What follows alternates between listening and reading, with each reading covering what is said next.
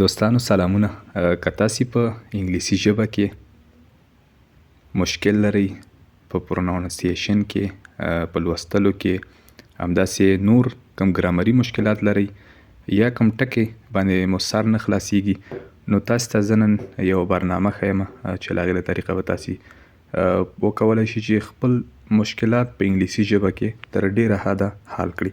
هغه لپاره دغه برنامه چې تاسې یې انګلیش سپیلنګ په نامه برنامه ده. په لومړي ځل چې موږ کله ورباندې کلیک کوو نو دا ډول سکرین به زموږ مخې ته راشي، ایزي اینډ فاسټ. نو که غواړئ تاسې په سپیلنګ کې املا کې مشکل لرئ تاسې، نو هغه لپاره به تاسې کریکټ سپیلنګ دغه اپشن چې دی په دې ځای باندې کلیک وکړئ. نو کله چې تاسې کلیک کوئ، مثلا اوس غواړئ ستاسې پرونانسیشن زده دی، مثلا ویلی شي خو نور هلته په املا کې مشکل لرئ چې د دې سپیلنګ به څه رقم وي، نو تاسې کولی شئ په دغه شین ځای باندې کلیک وکړئ. زه به اوس یو جمله دلته هغه ته ووایم، دغه شین ځای باندې چې کلیک کوم مایک باندې can I help you، نو ما دې ته وویل چې can I help you په مایک کې مې ویل. نو ګورئ تاسې هلته لیدلی شئ، خو باید تلفظ مو سم وي. دغه سپیل چکر دپاره باید تلفظ مو سم وي، پرونانسیشن مو سم وي، ریډینګ مو can I help you. ګورئ دا چې مې څنګه ولیکل ته راغی. نو که تاسې بیا غوښتل چې دا در سره کاپي کوئ، نو دغه ځای باندې به کلیک وکړئ، او که غواړئ چې دا یو ځل بیا واورئ نو دغه سپیکر باندې به کلیک وکړئ. Can I help you؟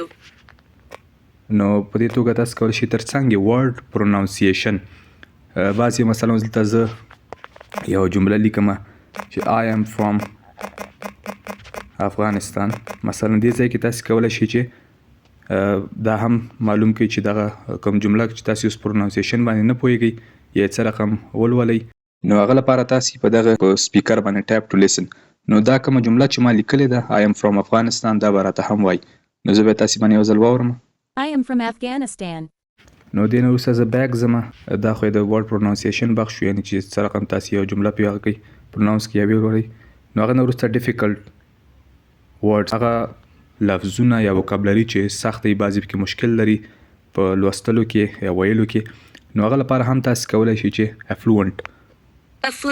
افلوئنټ همداسې ډېر لفظونه دي چې پکې ډېری کسان به پکې مشکل لري په پرونانسیشن کې یا ویلو کې، نو دا بخش چې د دې ځای دی د دې ډیفیکلټ ورډز یا سخت یا مشکله لفظونه چې دي هغې ترڅنګ الفابیټس پرونانسیشن دی. بیا د ماشومانو دپاره هم غوره ده چې مثلا اوس بعضې دغه توري چې دي د انګلیسي دا څه رقم تلفظ کړي، نو ګوري دلته زه به A، نو په دې چې کله کلیک کوو نو A به داسې راته هر توری چې بیا هغه مثلا دا د ماشومانو دپاره ښه هغه دی، ښه اپشن دی. نو وروسته بیک ځمه. سټوري پرونانسیشن، په سټوري پرونانسیشن کې دغه بخش باندې چې زه کله کلیک کوم دلته ټاپک دي، موضوعات دي یو څو دانې، نو هر موضوع اوس مثلا a very special bank account، نو دلته یو مضمون پې لیکلی دی، یو ټاپک دی، یو موضوع دلته کړې ده، مثلا imagine you had a bank account that deposited.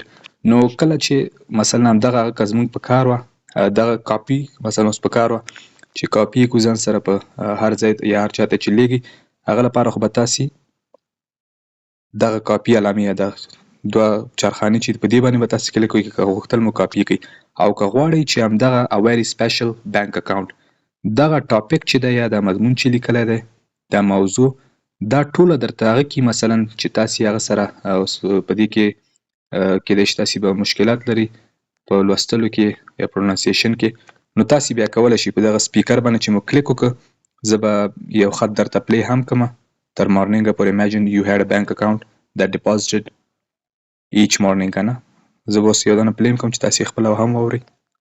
Imagine you had a bank account that deposited $86,400 each morning. The account carries over no balance from day